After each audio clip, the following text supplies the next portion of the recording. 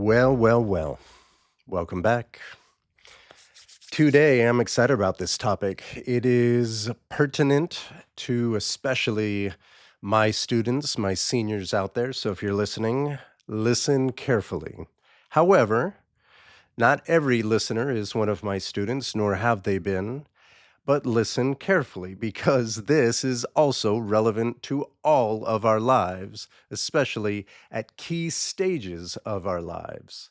What am I talking about? Let me ask this. How many of you have said or thought or exclaimed, better said, TGIF, thank God it's Friday, right? That celebration that you have somehow tolerated, withstood the agonies, the doldrums, the hardships of the week to arrive to Friday. We all have, right? This expression kind of irks me actually because what it implies is that Monday through Thursday didn't count, or for what it did matter, it was the worst time of your life. Like you were absolutely miserable or just mildly unhappy, right? Doesn't have to be to the extremity of misery, but you were not happy if you are so excited about Friday. That means, why weren't you excited Monday? Oh God, beginning of the week. Oh man, 5 days, 4 days to go.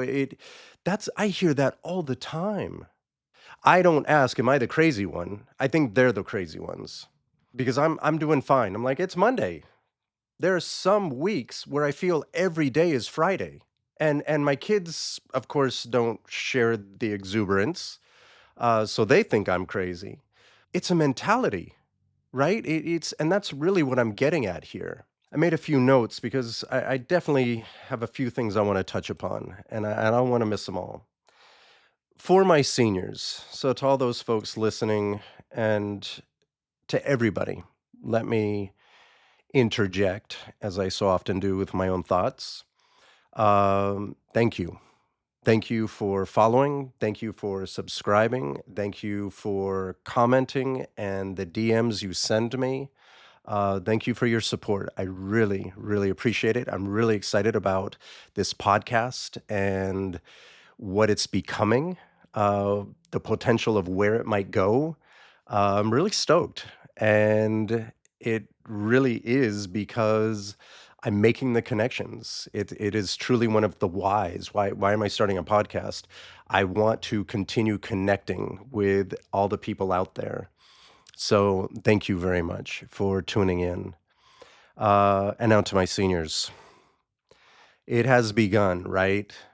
Probably starts about February because you've just finished your first semester finals. Your apps are all sent off to the colleges.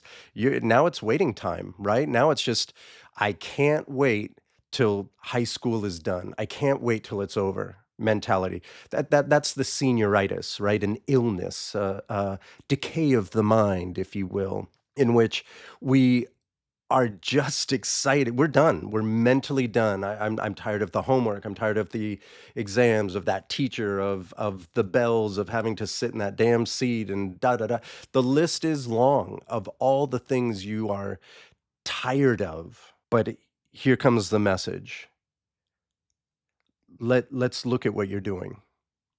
Let's say this is for those seniors, right? But even if you aren't in high school anymore, I'm coming for you. I'm just use this as an example, and y'all probably went to high school, so think back a little bit ago or a long time ago, because it is a common, quote, disease of the mind, of the attitude, better said. So it's February. We've got March, April, May. We've got 4 more months till school's out, until graduation. Woohoo! The day we are celebrating. And amen, we should celebrate you. You have busted your butt all these 4 years. You have come this far. Hopefully, you got into one of the universities that you really wanted to. And if not, you're excited about your alternative university or alternative pathway to entrepreneurship, internship. I'm going to take the year off and go travel. Whatever your path, like you're free, right? You're out of high school. Uh, Amen. We should be celebrating that. But what are we going to do about those 4 months? The 4 months that we are in, where you are, quote, suffering from senioritis, are we just putting our life on pause? And then we will resume, I guess, I don't know, what do you think, the day after graduation? It it doesn't I mean, I guess you could do that. That is an option.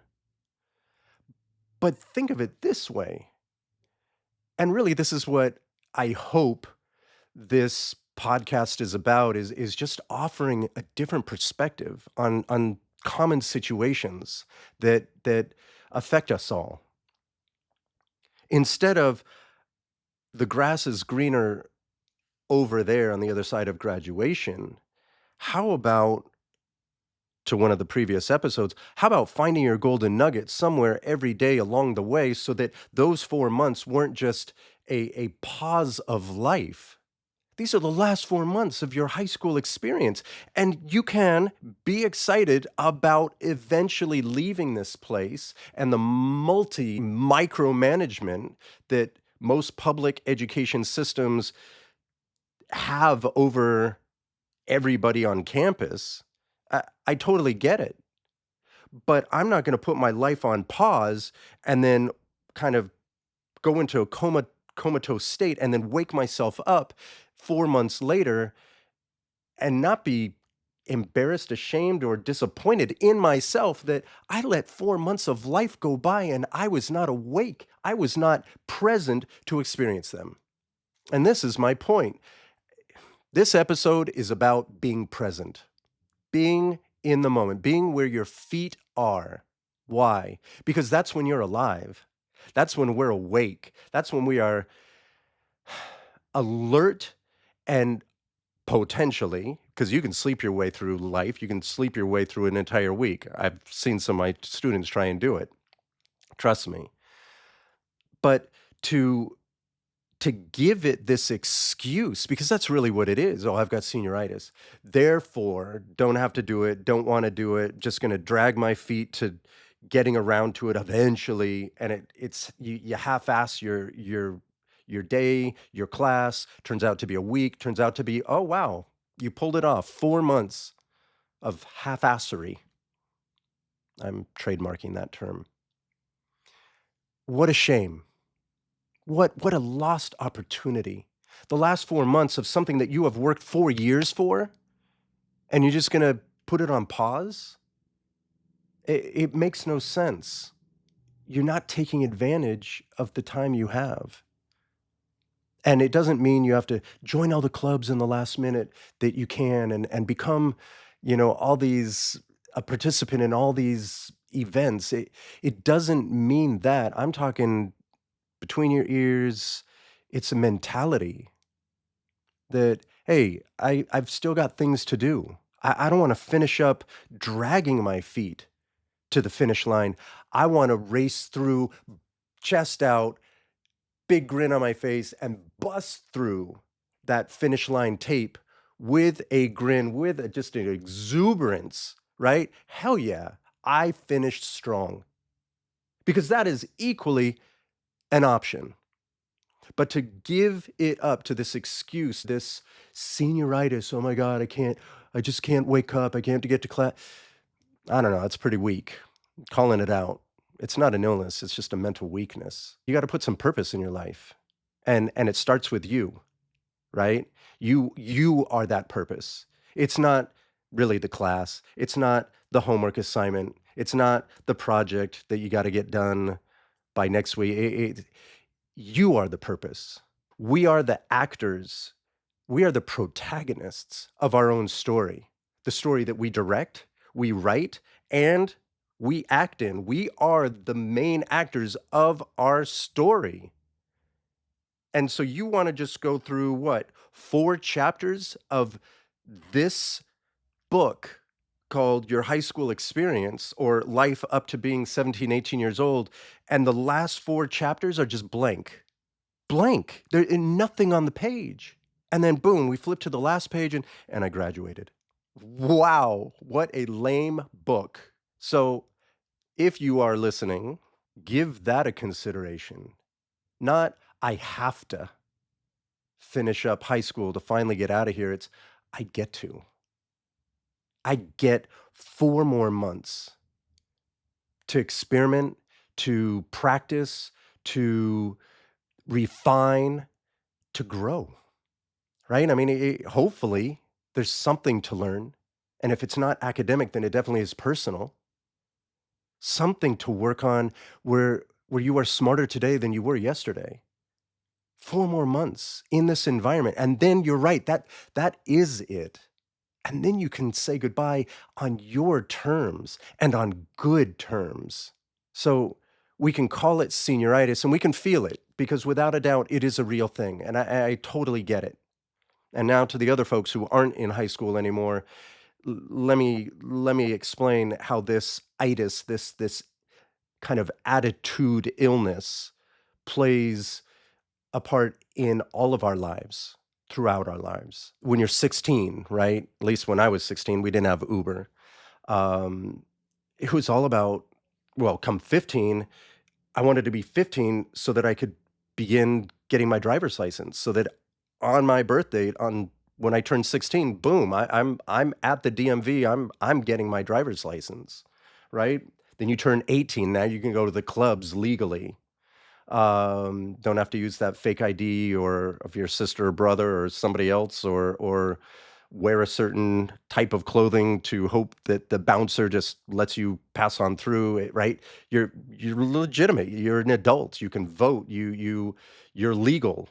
It's a stage marked by time, marked by an age that we celebrate, that we look forward to. And my point isn't don't celebrate it, don't aspire to those moments. On the contrary, absolutely do it, but do not just go into passive zombie mode until you get there.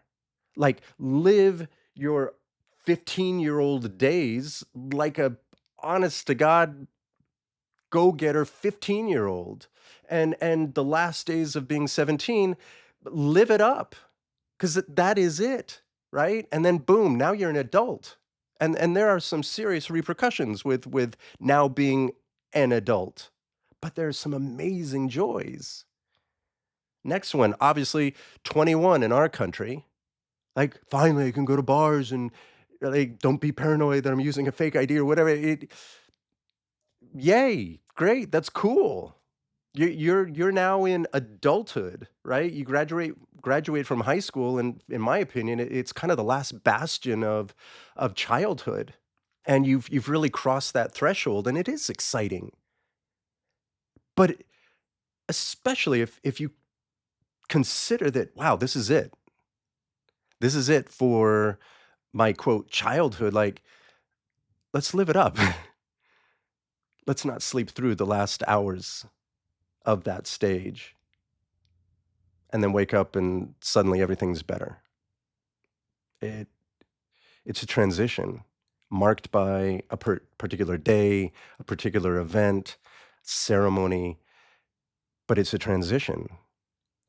And when you want to be awake, alert, excited, not I have to, but I get to kind of mentality each day leading up to that big moment. The expression, the grass is greener on the other side as we celebrate these particular years or birthdays, I'm looking at retirement, and again, I've got a lot of years behind me, but I've got a lot of years in front of me. I've been teaching for 31 years. It's a long time. I hope that I'm still effective. I believe that I'm still good at my craft.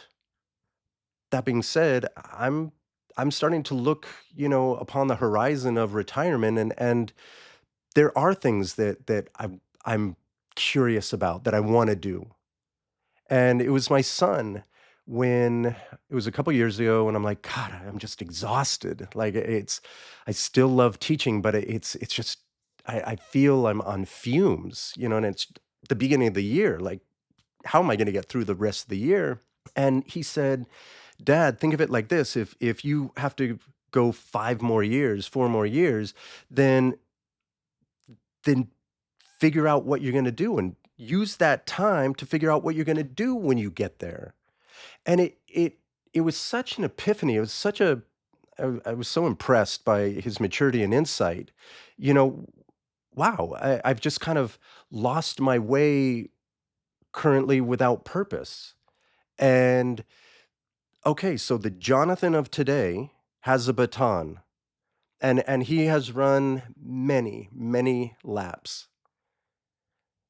Eventually, knock on wood, health and everything goes goes my way. The Jonathan of today is gonna pass the Jonathan in 5 years a baton. What's that baton gonna be, right? So I can additionally be where I am, be present in my day of teaching and living and being all that I can be, and also prepare for that stage when I get there. What a cool way to give me the purpose, not only in the present, but to my future self who's waiting, right? Kind of multiverse Jonathan up there, like, hey, make it good, man. Build me a pathway that I will grab that baton, and that will be the starting point of a new stage of your life. I've always said once we finish, we're ready to begin. And it is for me like a circular pattern, the Sperling circle. I I see this Jonathan in, well, now it's a couple more years, maybe 2 to 3. Who's like, "Yes, like, do it. Like, build something." Right? In this podcast, who knows? Right? It might get picked up by somebody. It might get a strong following. I don't know, right? And that's not my why, but I'm cognizant, I'm aware of the the opportunity that it might avail. It might be part of that baton that I pass to Jonathan in a few years. And that's exciting. That excites me in the here and now. And it does give me kind of a changes the mirage to an image that takes on some clarity. I'm like, that appeals to me. I like that. So that's now going to kind of continue to drive me and refuel my tanks, as it were. So I'm not just feeling like everything is getting sucked out of me and it's just the same routine, blah, blah, blah. It's not. It's not. It's a new injection of vitality and insight and foresight, looking ahead, getting excited, and that energy gets fueled into my day right now, into my present. So I am ready to go. Again, this and this, outside of senioritis, I can't wait till I get my promotion. I can't wait till I'm on vacation. I can't wait till I move out. I can't wait till I can't you get me, right? We all have those stages of I can't wait until, but here's the warning. Be excited about what is on your horizon, but don't forget the present moment, because whenever that date is, whenever that moment arrives of transition, you're still where you are. You're still living your life, and it shouldn't be one of, "Whoa, I can't wait till I'm out of here." It should be one of excitement, right? Or I'll eliminate. I always tell my students, don't use the word should, because it removes us from reality and it turns it into a hypothetical, right? You're right. We shouldn't have war. We shouldn't have abuse. We shouldn't have poverty. We shouldn't have a lot of horrible things. But when I get back to reality, they're still there, right? So the should removes us, and especially in your writing, d- avoid using should, because you're turning whatever you're talking about into something that's fictitious, and you lose the immediacy, the authority and command of the present. So, removing should, it's all a choice, right? If you want to press pause and then just kind of float and go through the motions aimlessly until that moment that you're looking forward to, I guess that's an option. Another option is turn it into something to look forward to, but keep your eye on the prize, both in the future as well as, again, where you are today, each and every day, because that's how you're going to get there, and it's also going to dictate how you get there, right? Are you just going to crawl to the finish line, or boom, chest out, you're excited and beaming, and even though you are exhausted, right? Exhausted, drained, cramping in the legs and whatnot, but you finish strong. You keep running through the finish line. You don't stop and then putter to the end. You finish strong. And that is completely dependent on the day in, day out attitude and behavior, really. The choices you make that ultimately get you to that moment that you've been waiting for, that finish line that you're so excited about. So that's one option. Be a zombie and just groan your way through life. The other option is, right, take it by the horns and figure out how to fuel yourself so you finish strong. And the other option is change your job, right? Change, either kind of make an actual change. If you are so miserable with your job day in, day out, come Monday, it's like, oh God, well, Tuesday, one day closer, at least it's not Monday, and Wednesday, well, it's hump day, gosh, just 2 more days. Literally a countdown. Honest to God, maybe you need to find a new job. Like, you don't deserve to be so miserable. So either change your job or change your attitude. But something's gotta change. So those are your options, right? Zombie your way through life or to the moment you've been waiting for.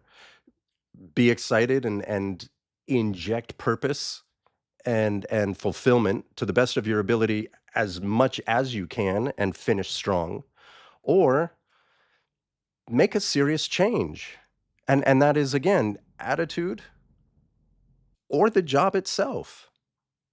Why do you have to be so miserable? You don't. What are you good at, right? And back to the drawing board. And like in my previous episode, I talk about failure, where I think we're so afraid to make those big changes, right? But I've been here for 8 years, and oh my God, it'll be such a waste. No, it was 8 years of what it was worth. And if it took you 8 years to fulfill your potential up to as much as you felt you could, then now you have clarity. And clarity allows you to see the next stage of your life. You know what? I've kind of outgrown my shell here. I've outgrown my experience here. I'm ready for bigger and better. And those are big transitions. And maybe, some people are so excited about those moments. And other people don't they don't realize that they've hit that moment. And now it's time to move on.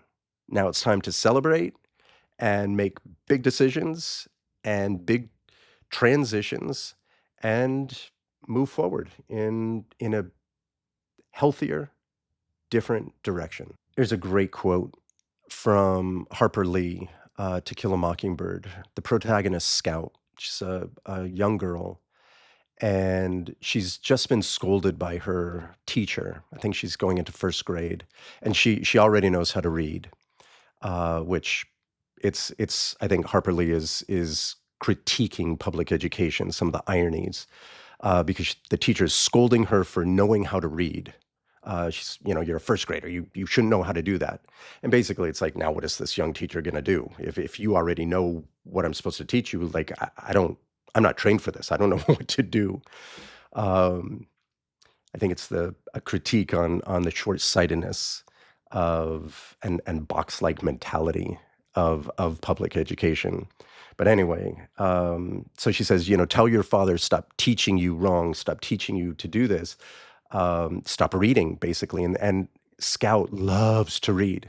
It just like adores it. And part of it is because whenever Father Atticus comes home, she climbs onto his lap and he pulls out the newspaper, and she doesn't realize it, but he's teaching her how to read by putting his finger over each word as he says it out loud. And so she feels she was almost like born knowing how to read because it was just so subtle, the uh, the way in which Atticus teaches her.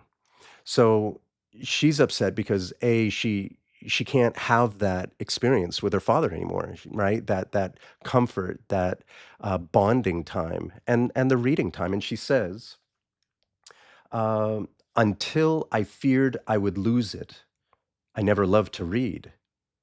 One does not love breathing." So let's take this moment right now. How many of you, while listening to this podcast, maybe you've been driving, maybe you're just chilling in your garage or your room, maybe you're running, um, going for a good jog. How many of you have been aware of the fact that you've been breathing all this time? I'll wait. Probably none of us, right? Even while I knew I wanted to get to this point, I forgot. However, if somebody put their finger and pinched my nose and covered my mouth, oh, real quick, I would realize I love breathing. Like, it's the best thing ever, right? So it's I think being in the present also involves appreciating where we are and the gifts and bounty that we have naturally, or because of our hard work, or because of just everything that is around us. Like, stop and pause, be present, so that you can see and appreciate with just a heart full of gratitude all that you have and all that you are. I think that's a wonderful technique in reminding us how to be present, how to give value to the moment that we're in, reflecting on how did I do that? How did I get here? Like, life has life isn't easy, but I made it. I've made it to this point. I mean, that in itself is a celebration. And imagine every single day you get to do that. You get to celebrate every single day. I tell my students sometimes, hey, just rolling out of bed and getting to class, that in itself is a victory. You have started out strong. So keep it up, right? And I made it to the next period and I didn't fall asleep during math class. I always throw shade on math because I had difficulty with it. But you know what I mean? That's you finding your golden nugget, which again is that moment of appreciation, which grounds you, reminds you where you are, and that you get to, that you this is an opportunity, and you are awake and alert and wanting it. That's exciting. I was always kind of intimidated by this, but I think it it definitely runs in conjunction with what we're talking about here, which is the Stoic phrase memento mori, right? Remember, you're gonna die. And I thought, Jesus, how depressing is that, right? Until I matured and understood it, like now I get it. And it's not because I'm older and gonna die tomorrow, but it's that I am mortal. And quite frankly, I mean, maybe. I hope not, right? Had a health scare not too long ago with my prostate and the cancer, and it for sure is a wake-up call. But memento mori is a reminder, kind of like carpe diem, right? Seize the day. It Your life isn't gonna go on forever, so take advantage of the moments that you are alive. Be alert, be awake, be excited, find purpose, make purpose, and celebrate that purpose as much as you can, right? That's what it's saying. And so it has very much to do with with us being present in what we do, what we say, and therefore the outcomes that are a result of that energy. And so if we are looking to the finish lines, those big stages in our lives, which I think are a great thing to have, I'd almost say like a necessary thing. You know, they my feet can be on the ground, but my head's up and my eyes are looking forward, and I can do both at the same time. I can be aware of my direction. I can be aware of my trajectory, the path upon which I walk or run or jump and still be aware of where I am along that path, you know, where I am along the steps of the process. Both are happening simultaneously, and so we have the ability to, despite its complexity, to manage both, you know, the here and now and the days ahead. What a beautiful harmony to align those, because then you get to appreciate all the moments that eventually will get you to where you want to be. So I'm going to leave you with this. Is it going to be one day, dot, dot, dot? Or are you going to say, today is day one, right? And that includes the awareness of where I am here and now, being present, celebrating it, marking it not as, oh, just another day of the week to get to Friday so I can, hallelujah, celebrate, but appreciating every moment, as many as you can. Let's be realistic, as many as you can along the way, while still having your head up, eyes forward, with a trajectory, a vision of where you want to be, where you are going. What a cool combination, right? Being present in the here and now, enjoying the moment, making this moment and today day one while moving forward in life. Quite a beautiful opportunity. And if you ask me, that really is something integral to a meaningful and happy life. Being aware, enjoying it, and also being excited about the things to come. So I leave that thought with you. Take care.